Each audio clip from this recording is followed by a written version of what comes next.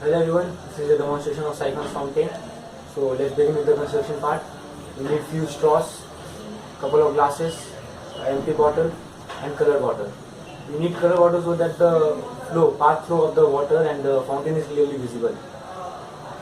And in the construction part, we need to pierce two holes in the cap bottle, and we need to fix the straws airtight. The length of one straw should be longer and the other one should be shorter.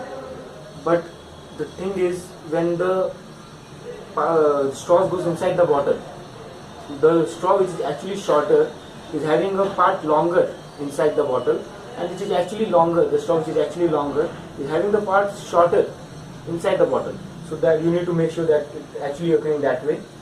And one more thing in the construction part, that the water inside the bottle should be enough that when you invert the bottle, the end of this shorter straw should be outside the water and the end of the longer end should be dipped in the water. So that is pretty much the construction part. Fountain.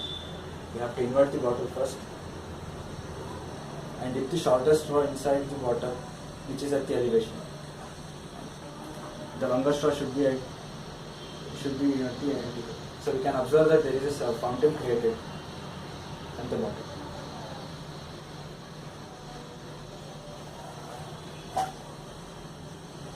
This is because there was some amount of water inside the bottle initially. This started flowing as soon as I inverted the bottle through the longer straw into the empty cup. So this created a suction which enabled the water in the filled cup to move to the water bottle and to the empty cup.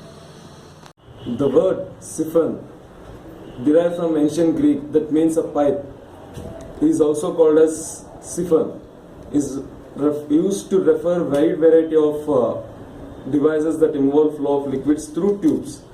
A tube used to convey fluid upwards from a reservoir, then down to a lower reservoir. So once the liquid has been forced into a tube by suction, typically it flows continuous unaided. This is the schematic presentation of siphon fountain.